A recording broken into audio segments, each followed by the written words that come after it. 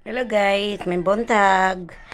For today's video guys, magluto ko fried rice. Kitanawa guys. Perting daghan ng bahaw. Yang kapila na mi ma tingan ani di kanon guys, sayang kayo di kanon mo nang ako na lang i-fried rice para kung ako i-fried rice guys. Mangaon man ni sila guys. Nya mao ra ni akong simple ra jud kayo guys, importante ang lami siya. Mao ni guys ang akong tagol. Mao ni ang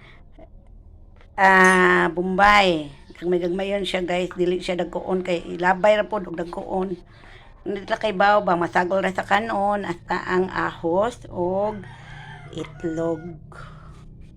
Mora ni depende nyo pila ka itlog inyo isagol. Ang importante nga na siya itlog. Pwede ba sa gulag hotdog pero utang kog hotdog guys.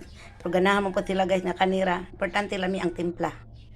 By the way guys, ako na din yung gagmay.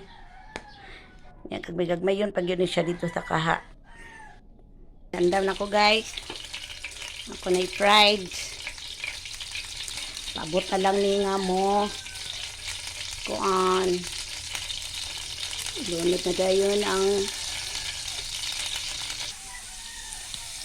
lunod na dayon day. Ako nang gilunod guys ang ahos ang una, then Bombay. Nga, taod-taod. Ganito siya, pahinayan lang ang iyang tiga di kayo kay para nindot ang effect, nindot ang lami niya. Mapagod. Ano siya guys. Okay, ilunod na guys ang kanon. Then, okay-okayan siya. Pabuton nga luto na yun siya. Butangan na yun ng itlog. Ayun ta na guys. Before siya butang ang itlog guys, imo ta siya timplahan daan asin o ako kay maasin man og magic sarap guys niya. Nang kuanon lang good nga masakto na siya, ma-okay na siya bana-banaon. Okay. Nga tilawan kung ma-okay na siya, kung tabang punan nimo og asin. Guys, later ako nabutang ang itlog guys. Ano siya guys, ibutangan na ako itlog guys. So, then ukay-ukayon. Hantod nga maluto na siya. Malami na siya guys. Mani ukay-ukayon guys. Pero guys, luto na guys. Lami tatat na butangan uguan guys.